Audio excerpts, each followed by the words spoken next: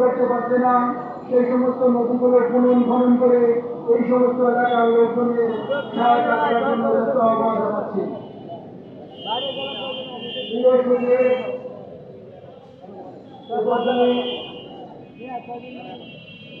কথা বলেন, মুখ দিয়ে কথা বলতে।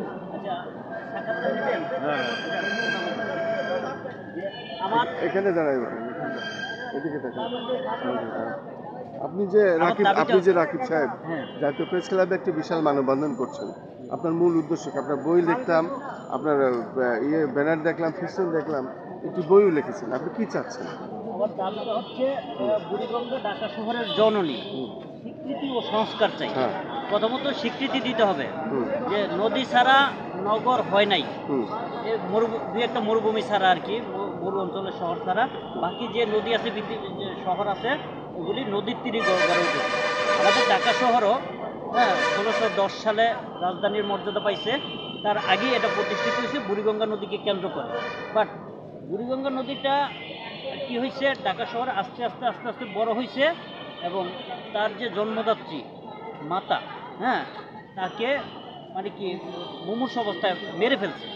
বর্তমানে যে বুড়িগঙ্গার যে উৎপত্তিস্থল কলাতিয়া, জলেশ্বরী নদী থেকে যে উৎপত্তিস্থল, সেটা পরিপূর্ণভাবে দখল হয়ে গেছে এবং তার কোনো অস্তিত্বই নাই। আমি সেটা পুনর্খনন চাই। আরও আমার কিছু দাবি আছে, সেটা হচ্ছে যে কীভাবে এই বুড়িগঙ্গা সংস্কার করা হবে।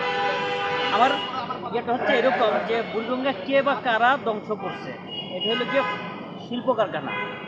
এখন আমরা শিল্পের দ্বিতীয় পর্যায়ের উৎপাদক। যেমন আপনার গায়ে যে শার্টটা আছে, এটা একটা গার্মেন্টস কোম্পানি তৈরি করছে, বাট এটার যে মেশিনারিজটা সেটা হলো উন্নত বিশ্ব থেকে আসছে। যে উন্নত বিশ্বের মেশিনারিজের যে বজ্র, সেটাই মূলত বুড়িগঙ্গা নদীকে ধ্বংস করছে বা মেরে ফেলছে, তার পানিটা এবং তার তল মেরে ফেলছে আর কি। সুতরাং এই থেকে আমি মানে সংস্কার চাই আর কি, এই বিষয়টা সংস্কার চাই। এটা কিভাবে, এটার ফাইন্যান্সটা করবে ওই প্রতিষ্ঠান, ওই মেশিনারিজ নির্মাতা প্রতিষ্ঠান। অ্যাকশন এইডের হিসাব অনুযায়ী, এটা ভোক্তা অধিকার সংরক্ষণ আইন মতে অ্যাকশন এইডের হিসাব অনুযায়ী বাংলাদেশ বুড়িগঙ্গা পরিবেশ ধ্বংসের নিমিত্তে মাল্টিন্যাশনাল বহুজাতিক কোম্পানিগুলি থেকে $5.8 বিলিয়ন পাওয়া হয়েছে। আমি বাংলাদেশ সরকারের মাধ্যমে ওই মানে পরিবেশ সংস্কারের জন্য, নদীগুলি সংস্কারের জন্য ওই মানে অ্যামাউন্টটা, ওই অর্থটা দাবি করতেছে এবং এই বুড়িগঙ্গা সংস্কার। অনেক অনেক ধন্যবাদ।